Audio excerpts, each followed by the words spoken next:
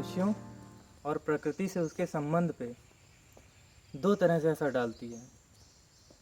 पहला तो मनुष्यों को चाहिए कि रहने के लिए जगह हो, दूसरा खाने के लिए भोजन भी चाहिए। तो इससे मनुष्य करते क्या हैं, जंगलों को सफाया करते हैं और ज़्यादा ज़मीन पे अपना बसेरा बनाते हैं। साथ ही साथ ऐसी जगहों पे भी वो जंगलों को काटते हैं जहाँ पे वो खेती कर सकें। इस तरह से मनुष्य जो है प्रकृति का बहुत बुरी तरह से दोहन करता चला जा रहा है। समय बीतते बीतते ये दोहन इतना ज़्यादा बढ़ चुका है कि अब हम लोगों को ऐसे कदम उठाने की ज़रूरत पड़ गई है कि जंगलों को, प्राकृतिक पर्यावरण को संरक्षित किया जाए। इसके लिए विश्व के स्तर पे और राष्ट्रीय स्तर पर भी अलग अलग संस्थाएं बनाई गई हैं, मंत्रालय बनाए गए हैं, विभाग बनाए गए हैं और भूमि के कुछ भाग को प्रोटेक्ट किया गया है, जहाँ पे इंसानों की गतिविधियों पे आंशिक या पूर्ण रूप से रोक लगाई गई है। ऐसे ही क्षेत्रों को हम अभयारण्य, रिज़र्व, इन सब नामों से जानते हैं। तो आज के इस वीडियो में हम लोग इन अलग अलग नामों को जानेंगे कि इनको अलग अलग नाम से क्यों बोला गया और क्या क्या यहाँ पे किया जा सकता है मानव द्वारा, क्या क्या नहीं किया जा सकता। तो आगे बढ़ते हैं अब।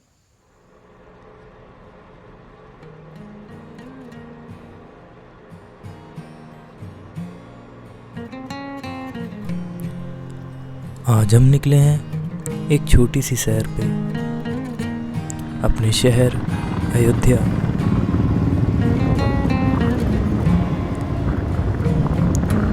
अयोध्या के लता मंगेशकर चौक से लता जी की सुमधुर वाणी सुनते हुए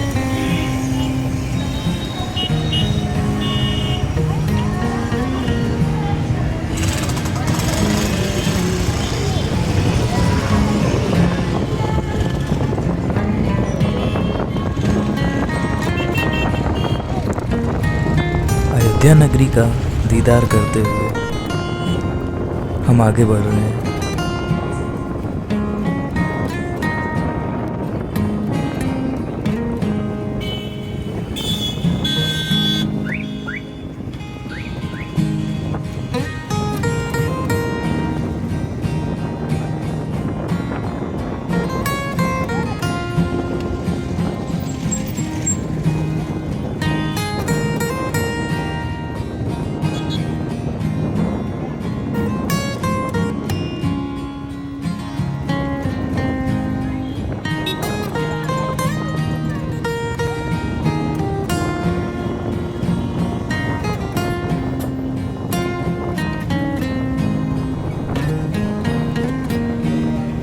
अयोध्या एक ऐसा शहर जो हर किसी को अपना बना लेता है।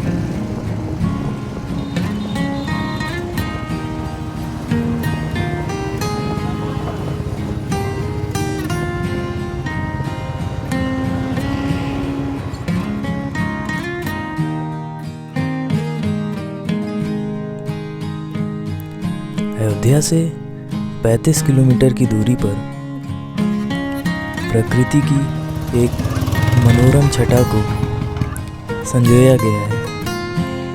पार्वती अर्गा पक्षी विहार।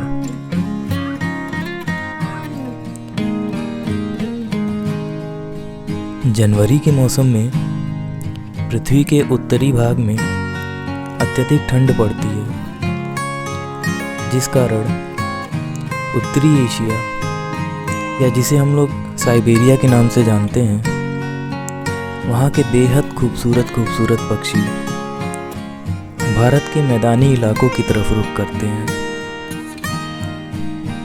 वो हमेशा पानी के स्रोतों के पास ही अपना बसेरा बनाते हैं।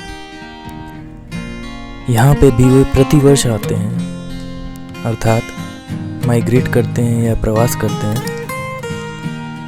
इस बार की वर्षा से लबरेज हुई ये झील हमेशा की तरह ही उनका स्वागत करने के लिए अपनी बाहें फैलाए इंतज़ार कर रही है।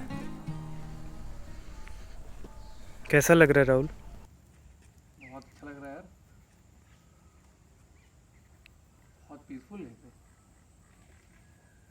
बड़ा गंदगी नहीं है, हम्म। The most important part.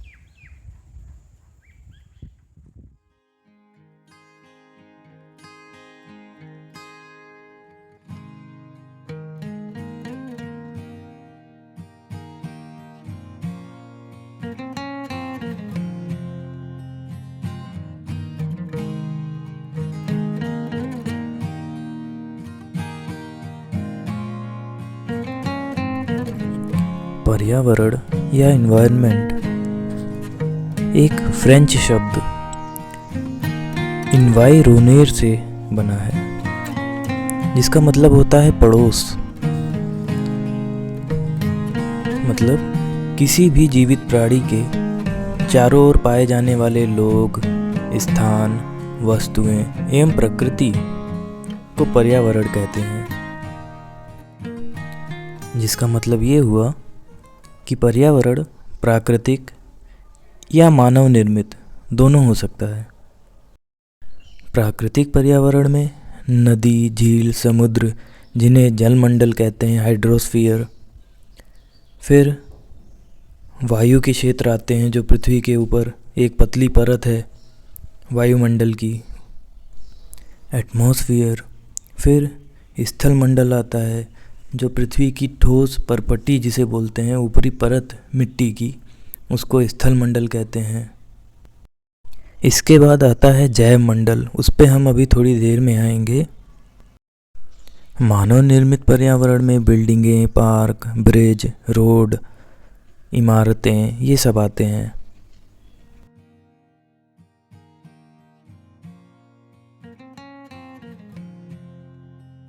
अच्छा, मानव निर्मित पर्यावरण में बिल्डिंगें वगैरह तो आती ही हैं, साथ ही उसके बनाए हुए जो रिश्ते हैं, समुदाय हैं, धर्म हैं, शिक्षा संस्थान हैं, आर्थिक क्रियाकलाप हैं, खरीदना बेचना, बाजार बनाना, और राजनीतिक स्थिति जैसे लोकतंत्र है कि समाजवाद है, कौन सा तंत्र में वो रहता है, ये सारे मिलके मानव निर्मित पर्यावरण को बनाते हैं। अब बात करते हैं जैव मंडल की, जिसे हम जीव मंडल भी कहते हैं अंग्रेजी में, बायोस्फीयर। बायोस्फीयर या जीव मंडल पृथ्वी की सतह का ऐसा भाग होता है जहाँ पे पेड़ पौधे और जीव जंतु रह सकें। जिसका मतलब ये हुआ कि वहाँ पे पर्याप्त पानी हो, स्वच्छ हवा हो और खाने के लिए भोजन वगैरह भी मिल जाए।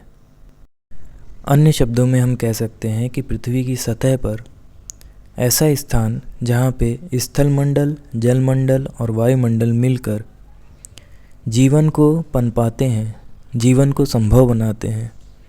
और ऐसा सीमित क्षेत्र, वो थोड़ी जगह होती है जहाँ पे पेड़ पौधे और जीव जंतु मिलकर एक सजीव संसार का निर्माण कर देते हैं।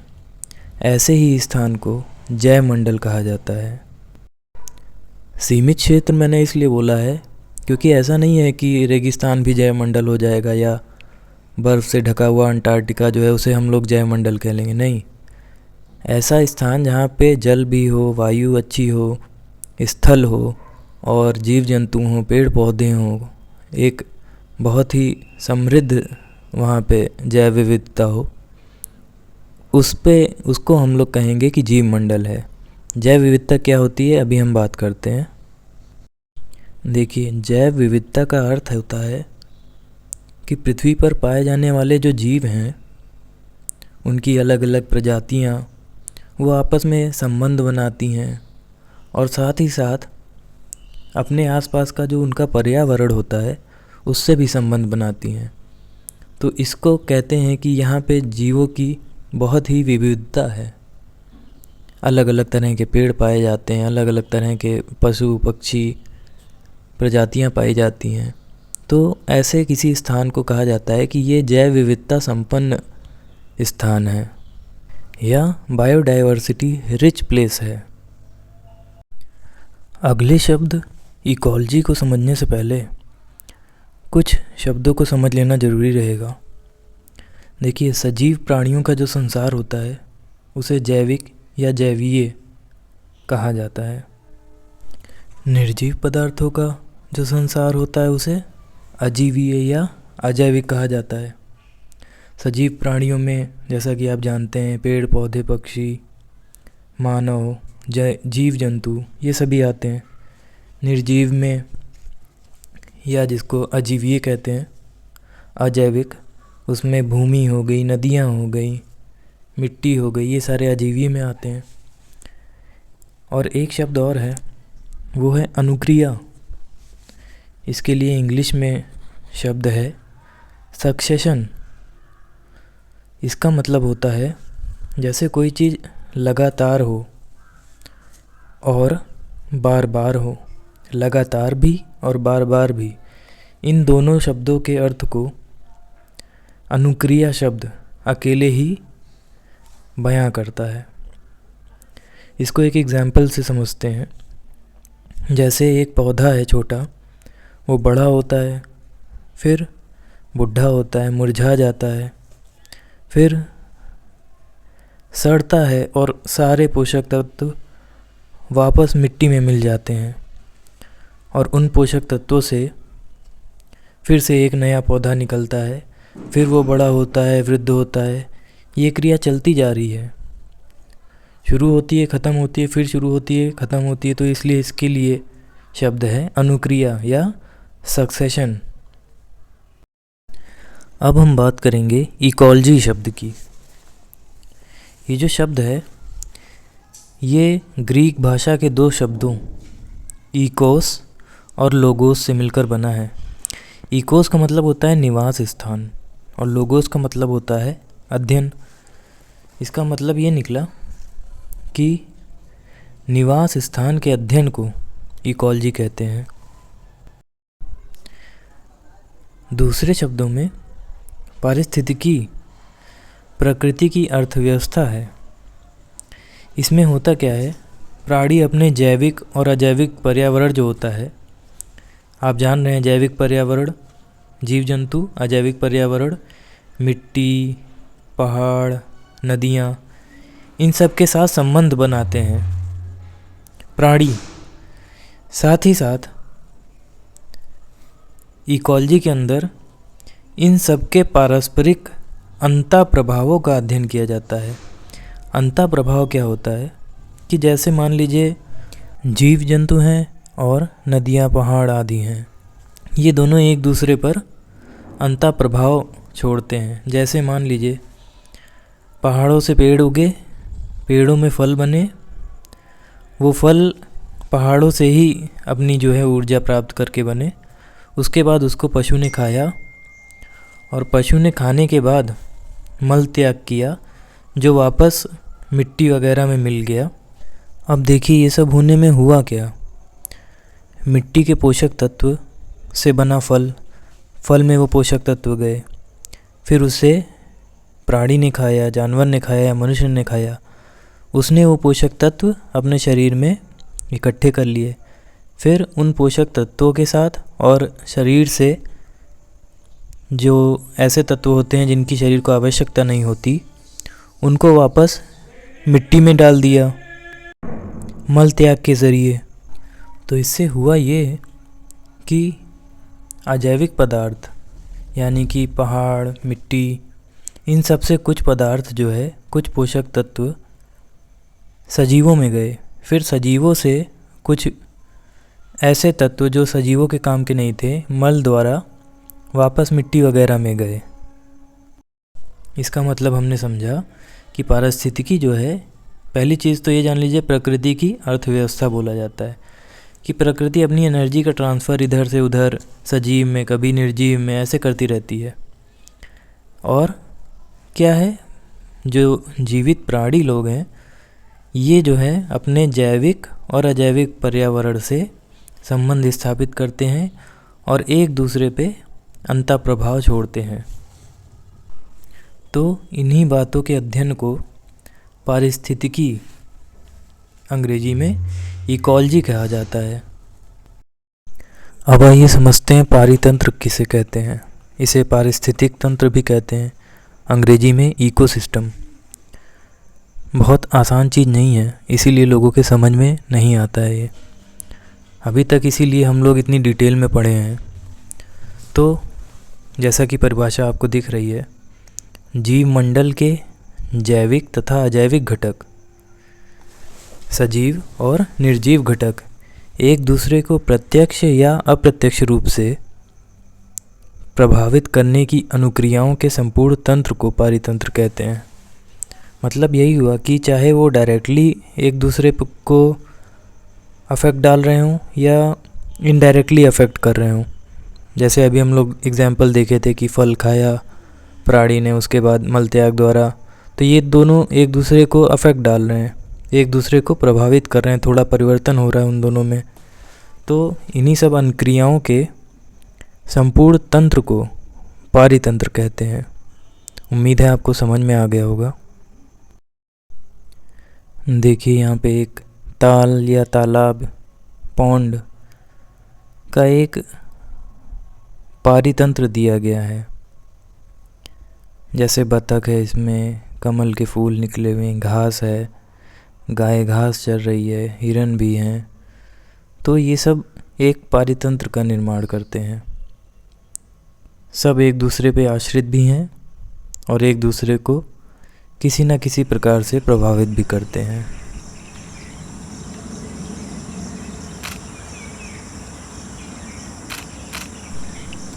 अभयारण्य या सैंक्चुरी ऐसा क्षेत्र होता है जहाँ पेड़ पौधों, जीव जंतुओं को संरक्षण दिया जाता है, अर्थात उनका शिकार या उनकी तस्करी पे रोक लगाई जाती है। साथ ही साथ अभयारण्य में ऐसा वातावरण बनाया जाता है या ऐसे उपाय अपनाए जाते हैं जिससे उनकी संख्या में वृद्धि भी हो। आरक्षित क्षेत्र या संरक्षित क्षेत्र सामान्यतः ये अभयारण्य का पर्यायवाची ही माना जाता है, लेकिन किसी विशेष कानून के द्वारा इसके भूभाग को सुरक्षित कर दिया जाता है। मतलब इसमें कुछ गतिविधियों पे दंड का भी प्रावधान रहता है। जैसे आप बिना अनुमति के लकड़ियां तक नहीं काट सकते। बाकी शिकार वगैरह तो वैसे भी कानूनन अपराध ही माना जाता है।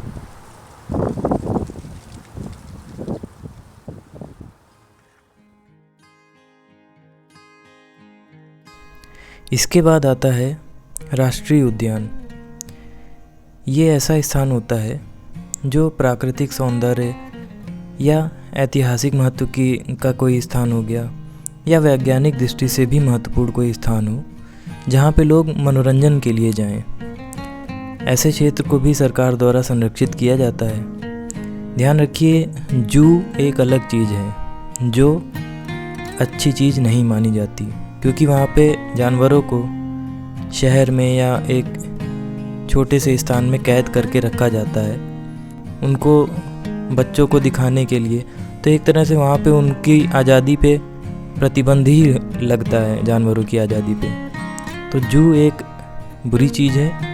नेशनल पार्क एक प्राकृतिक परिवेश होता है जानवरों का, जहाँ पे उन्हें संरक्षण प्रदान किया जाता है।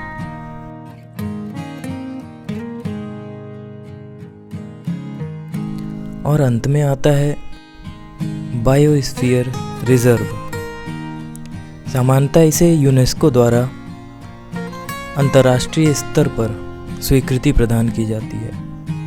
ये काफ़ी विशाल होते हैं और जैव विविधता के एक अतुल्य उदाहरण होते हैं। बहुत ही संपन्न जैव विविधता जहाँ पाई जाती है। तो यूनेस्को क्या करता है, ऐसे स्थान को बायोस्फीयर रिजर्व के नाम से घोषित कर देता है।